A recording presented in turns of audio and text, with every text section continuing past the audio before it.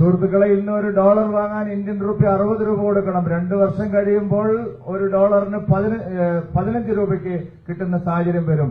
കേട്ടല്ലോ ഉള്ളിസുര പറഞ്ഞത്. സുഹൃത്തുക്കളെ, ഇന്ന് $1 കിട്ടണമെങ്കിൽ 60 രൂപ കൊടുക്കണം. പക്ഷേ നരേന്ദ്രമോദിയുടെ ഭരണത്തിൽ 2 വർഷം കൊണ്ട് വെറും 15 രൂപ കൊടുത്ത് $1 നിങ്ങൾക്ക് വാങ്ങാം എന്ന്. ഇപ്പോൾ ഡോളറിനെതിരെ രൂപയുടെ മൂല്യം 90 രൂപ കടന്നിരിക്കുകയാണ്. ഇത് വ്യക്തമായി കാണിക്കുന്നത് ഇന്ത്യയുടെ സാമ്പത്തിക വ്യവസ്ഥ എത്ര പരിതാപകരമായ നിലയിലാണ് എന്നുള്ളതാണ്. അതിനാലാണ് ദിനംപ്രതി വലിയ വലിയ GDPയുടെ കള്ളക്കണക്കുമായി മോദിയും കൂട്ടരും ജനങ്ങളെ കബളിപ്പിക്കുന്നത്. ലോകത്തിലെ ഏറ്റവും വിലത്തകർച്ച നേരിട്ട കറൻസിയായി മാറിയിരിക്കുകയാണ് നോൺ ബയോളജിക്കൽ മോദിയുടെ കീഴിൽ ഇന്ത്യൻ രൂപ. ഡോളറിനെതിരെ മാത്രമല്ല, അഫ്ഗാനിസ്ഥാന്റെ കറൻസി ഉൾപ്പെടെയുള്ള എല്ലാ കറൻസികൾക്കെതിരെയുമുള്ള ഇന്ത്യൻ രൂപയുടെ മൂല്യം കുത്തനെ ഇടിയുകയാണ് മോദിയുടെ കീഴിൽ സംഭവിച്ചുകൊണ്ടിരിക്കുന്നത്. ഡോക്ടർ മൻമോഹൻ സിംഗിന്റെ ഭരണകാലത്ത് രൂപയുടെ മൂല്യം കുറഞ്ഞപ്പോൾ മോദി നടത്തിയ നാടകങ്ങളും ലോകത്തിലെ പ്രമുഖ കറൻസികൾക്കെതിരെയുള്ള രൂപയുടെ മൂല്യത്തിലെ കുത്തനെയുള്ള ഇടിവും ഇന്ത്യയിലെ മീഡിയകളും പ്രമുഖ വ്യക്തികളും സെലിബ്രിറ്റികളും അന്ന് പറഞ്ഞ കാര്യങ്ങളും, എന്നാൽ ഇപ്പോൾ ഈ സെലിബ്രിറ്റികളും പ്രമുഖ വ്യക്തികളും മാധ്യമങ്ങളും മിണ്ടാതെ വായടച്ച് ഇരിക്കുന്നതും കൃത്യമായി അവലോകനം ചെയ്യാം. അതുപോലെ രൂപയുടെ ഈ വലിയ മൂല്യത്തകർച്ച ഇന്ത്യക്ക് വലിയ നേട്ടമാണ് എന്ന് ഇവർ സ്ഥാപിക്കാൻ ശ്രമിക്കുന്നതും കാണാതെ പോകരുത്. ഇത്ര വിശദമായി തെളിവുകളോടെ കാര്യങ്ങൾ അവതരിപ്പിക്കുന്ന നമ്മുടെ ചാനൽ പോലെയുള്ള മറ്റൊരു ചാനൽ കാണുകയില്ല. അതിനാൽ കൃത്യമായ വിവരങ്ങൾ തെളിവുകളോടെ അറിയുന്നതിനു വേണ്ടി ചാനൽ സബ്സ്ക്രൈബ് ചെയ്യാൻ മറക്കല്ലേ. പണ്ട് നരേന്ദ്രമോദി പറഞ്ഞത് നമുക്ക് കേൾക്കാം. जिस प्रकार से डॉलर मजबूत होता जा रहा है, रुपया कमजोर होता जा रहा है, विश्व व्यापार में भारत टिक नहीं पाएगा. हमारे व्यापारी जो माल बाहर भेजते हैं, हमारे व्यापारी जो माल बाहर चलाते हैं, इस बोझ को सह नहीं पाएंगे. इवन भारत सरकार जो चीजें लाती है, भेजती है, उसको सहना मुश्किल होता है. और दिल्ली की सरकार जवाब नहीं दे रही है. ഏത് തരത്തിലാണോ ഡോളർ ശക്തി പ്രാപിച്ചുകൊണ്ടിരിക്കുന്നത്, രൂപയുടെ ശക്തി നഷ്ടപ്പെട്ടുകൊണ്ടിരിക്കുന്നത്, ലോക വ്യാപാരത്തിൽ ഇന്ത്യക്ക് നിലനിൽക്കാൻ കഴിയുകയില്ല. വിദേശത്ത് വസ്തുക്കൾ വിൽക്കുന്ന നമ്മുടെ വ്യാപാരികൾക്ക്, വിദേശത്ത് നിന്ന് വസ്തുക്കൾ ഇറക്കുമതി ചെയ്യുന്ന നമ്മുടെ വ്യാപാരികൾക്ക് ഈ സാഹചര്യത്തിൽ പിടിച്ചു നിൽക്കാൻ കഴിയുകയില്ല. എന്തിനേറെ പറയുന്നു, വസ്തുക്കൾ വാങ്ങുകയും വിൽക്കുകയും ചെയ്യുന്ന ഭാരത് സർക്കാരിന് പോലും ഇത് താങ്ങാനാവുകയില്ല. എന്നാൽ ഡൽഹിയിലെ സർക്കാർ ഇതിന് ഉത്തരം നൽകുന്നില്ല. എങ്ങനെയുണ്ട് ആ ആക്ഷനൊക്കെ കാണിച്ചുള്ള മോദിയുടെ പ്രസംഗം? മൻമോഹൻ സിംഗിന്റെ ഭരണത്തിന്റെ അവസാന കാലത്ത് ഡോളറിനെതിരെ രൂപയുടെ മൂല്യം ഏതാണ്ട് 58 ആയിരുന്നു.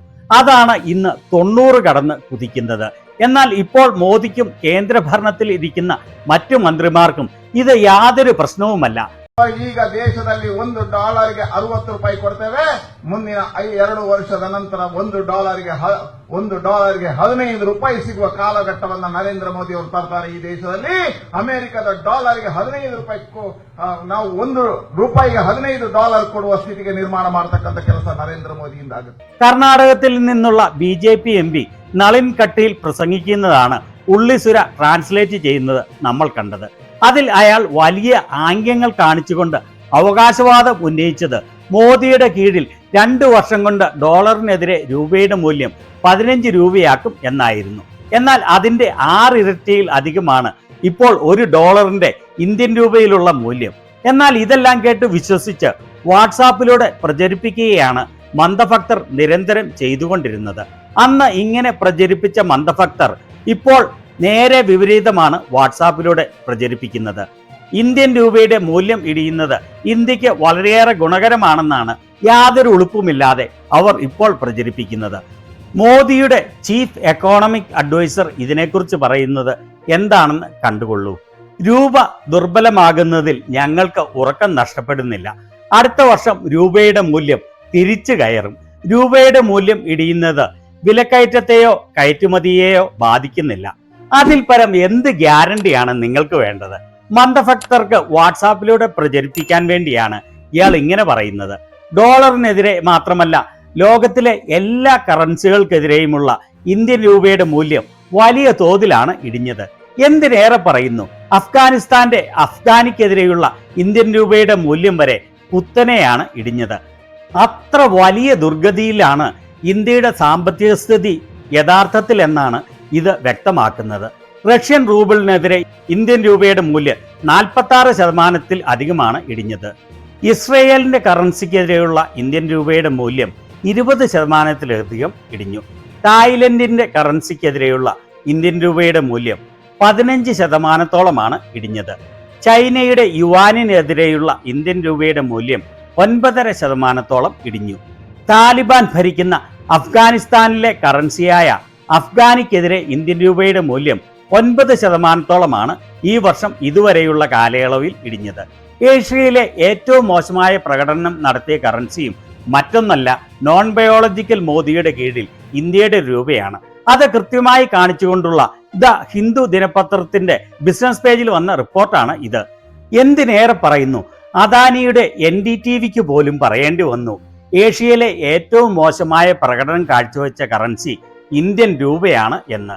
ഏഷ്യയിലെ എന്നു മാത്രമല്ല, ലോകത്തിലെ തന്നെ ഏറ്റവും മോശം പ്രകടനം കാഴ്ചവെച്ച ഏറ്റവും മൂല്യം ഇടിഞ്ഞ കറൻസികളിൽ ഒന്നായി മാറിയിരിക്കുകയാണ് നോൺ ബയോളജിക്കൽ മോദിയുടെ കീഴിൽ ഇന്ത്യൻ രൂപ. ഓർക്കണം, ഏഷ്യയിലെ അല്ല, ലോകത്തിലെ തന്നെ. ലോകത്തിലെ കറൻസികളിൽ ഇന്ത്യൻ രൂപയേക്കാൾ മോശമായ പ്രകടനം കാഴ്ചവെച്ച 2 കറൻസികൾ മാത്രമേ ഉള്ളൂ: ടർക്കിഷ് ലീറയും അർജന്റീനയുടെ കറൻസിയായ പെസോയും. ഈ വർഷത്തിന്റെ ആദ്യം എക്കോണമിസ്റ്റുകൾ പ്രഡിക്റ്റ് ചെയ്തിരുന്നത് മാർച്ചോടുകൂടി ഇന്ത്യൻ രൂപയുടെ മൂല്യം 86.25 ഇടിയുമെന്നും വർഷാവസാനത്തോടുകൂടി അത് 87 എത്തുമെന്നും ആയിരുന്നു. എന്നാൽ മോദിയുടെ സാമ്പത്തിക വിദഗ്ധർ എങ്ങനെയുള്ളവർ ആണ് എന്ന് തെളിയിക്കുന്നതാണ് ഡിസംബർ ആദ്യ ദിനത്തോടെ തന്നെ 90-ൽ താഴേക്ക് രൂപയുടെ മൂല്യം കൂപ്പുകുത്തിയത്. രൂപയുടെ മൂല്യം 1950 മുതൽ 2025 വരെ ഇടിഞ്ഞതിന്റെ ഗ്രാഫ് ഇന്ത്യൻ എക്സ്പ്രസ് കാണിച്ചിരിക്കുന്നത് കണ്ടോ? ഇതിൽ നിന്ന് വളരെ വ്യക്തമാണ് മോദിയുടെ ഭരണത്തിന് കീഴിൽ രൂപയുടെ മൂല്യം തെങ്ങിൽ നിന്ന് തേങ്ങ താഴെ വീഴുന്നത് പോലെ കുത്തനെ വീഴുന്നത്. വേറൊരു അവസരത്തിൽ മോദി പറഞ്ഞത് കേട്ടുകൊള്ളൂ. मैं शासन में बैठा हूं, मुझे मालूम है इस प्रकार से रुपया इतनी तेजी से गिर नहीं सकता। अरे नेपाल का रुपया नहीं गिरता है, बांग्लादेश की करेंसी नहीं गिरती है, पाकिस्तान की करेंसी नहीं गिरती, श्रीलंका की करेंसी नहीं गिरती। क्या कारण है हिंदुस्तान का रुपया पतला होता जा रहा है? ये जवाब देना पड़ेगा आपको। देश आपसे जवाब मांग रहा है. ഇങ്ങനെ സംഭവിക്കുകയില്ല സുഹൃത്തുക്കളെ. ഞാൻ ഭരണത്തിൽ ഇരിക്കുന്ന ആളാണ്, എനിക്ക് കാര്യങ്ങൾ അറിയാം. രൂപയുടെ മൂല്യം ഇതുപോലെ കുത്തനെ ഇടിയുകയില്ല. നേപ്പാളിന്റെ കറൻസിയുടെ മൂല്യം ഇടിയുന്നില്ല, ബംഗ്ലാദേശിന്റെ കറൻസിയുടെ മൂല്യം ഇടിയുന്നില്ല, പാകിസ്ഥാന്റെ കറൻസി ഇടിയുന്നില്ല, ശ്രീലങ്കയുടെ കറൻസി ഇടിയുന്നില്ല. എന്ത് കാരണത്താലാണ് ഇന്ത്യയുടെ രൂപ കുത്തനെ ഇടിയുന്നത്? ഇതിന് നിങ്ങൾ മറുപടി പറഞ്ഞേ മതിയാകൂ.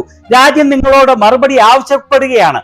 അതേ മോദി, നിങ്ങൾ ഈ ഗോഷ്ഠി കാണിച്ചുകൊണ്ട് പറഞ്ഞതുപോലെ പ്രധാനമന്ത്രി എന്ന് പറയുന്ന നിങ്ങൾ ഇതിന് മറുപടി പറഞ്ഞേ മതിയാവൂ. എന്തുകൊണ്ടാണ് നിങ്ങളുടെ കീഴിൽ രാജ്യം പൂർണ്ണമായി തകർന്നുകൊണ്ടിരിക്കുന്നത്? രാജ്യത്തെ സെലിബ്രിറ്റികളും മാധ്യമങ്ങളും മോദി ഉൾപ്പെടെയുള്ള BJPയിലെ ആളുകളും മൻമോഹൻ സിംഗിന്റെ ഭരണകാലത്ത് രൂപയുടെ മൂല്യം ഇടിയുന്നതിനെക്കുറിച്ച് ചെയ്ത ചില ട്വീറ്റുകൾ കണ്ടുകൊള്ളൂ. വിവേക് അഗ്നിഹോത്രി, ശില്പ ഷെട്ടി, അമിതാഭ് ബച്ചൻ, അനുപം ഖേർ, ജൂഹി ചാവ്ല, ഗോദി മീഡിയ ANAയുടെ ഉടമയായ സ്മിത പ്രകാശ് വളരെയധികം ട്വീറ്റുകളാണ് ചെയ്തത്. ശ്രീ ശ്രീ ശ്രീ 2550 100 ശ്രീ ശ്രീ ശ്രീ രവിശങ്കർ, മോദി പ്രധാനമന്ത്രിയായാൽ ഡോളറിനെതിരെ രൂപ ശക്തി പ്രാപിച്ച് 40-ൽ എത്തുമെന്ന് ട്വീറ്റ് ചെയ്തു. മോദിയുടെ തന്നെ പഴയ ചില ട്വീറ്റുകൾ. രാഹുൽ കൺവൽ, ഗോദി മീഡിയ ആങ്കർ, വ്യവസായി ആനന്ദ് മഹീന്ദ്ര, മോദി മന്ത്രിസഭയിലെ ഇപ്പോഴത്തെ മന്ത്രി പീയൂഷ് ഗോയൽ. ഇങ്ങനെ ഇവരെല്ലാം 2012-ലും 2013-ലുമായി 100 കണക്കിന് 1000 കണക്കിന് ട്വീറ്റുകളാണ് ചെയ്തത്. എന്നാൽ ഇപ്പോൾ ഇവരുടെയെല്ലാം അണ്ണാക്കിൽ പഴം തിരികിയിരിക്കുകയാണ്. അതിനു പകരം പലരും ഇത് ഇന്ത്യക്ക് എങ്ങനെയാണ് മെച്ചമാകുന്നത്, ഗുണകരമാകുന്നത് എന്നാണ് ഇപ്പോൾ പറഞ്ഞു ഫലിപ്പിക്കാൻ ശ്രമിക്കുന്നത്. രൂപയുടെ മൂല്യം ഇടിയുമ്പോൾ വലിയ തോതിൽ ഇറക്കുമതിയെ ആശ്രയിക്കുന്ന ഇന്ത്യയുടെ ഇറക്കുമതി ചെയ്യുന്ന സാധനങ്ങളുടെ എല്ലാം വില കുത്തനെ വർദ്ധിക്കും. വലിയ വിലക്കയറ്റത്തിന് കാരണമാകും. ഡോളറിൽ ട്രേഡ് ചെയ്യുന്ന ക്രൂഡ് ഓയിലിന് കൂടുതൽ വില കൊടുക്കുന്നത് വഴി പെട്രോളിന്റെ മാത്രമല്ല എല്ലാ സാധനങ്ങളുടെയും വില ഉയരും. വളരെയേറെ ഫോറിൻ കറൻസി കടമുള്ള ഇന്ത്യയുടെ കടം തിരിച്ചടവിന് വളരെ കൂടുതൽ പണം ചെലവഴിക്കേണ്ടി വരും. ഫോറിൻ ഇൻസ്റ്റിറ്റ്യൂഷണൽ ഇൻവെസ്റ്റേഴ്സ് കഴിഞ്ഞ കുറെ വർഷങ്ങളായി ഇന്ത്യൻ മാർക്കറ്റിൽ നിന്ന് കുത്തനെ പിൻവലിച്ച് ഒഴിവായി പോവുകയാണ്. അതിന്റെ വേഗത വീണ്ടും കൂടും. അങ്ങനെ വരും കാലങ്ങളിൽ ഇന്ത്യക്ക് വീണ്ടും വലിയ സാമ്പത്തിക പ്രതിസന്ധിയുടെ കാലമാവും എന്നുള്ളതിൽ യാതൊരു സംശയവുമില്ല. ഇതിനെക്കുറിച്ച് നിങ്ങളുടെ അഭിപ്രായം എന്താണ്?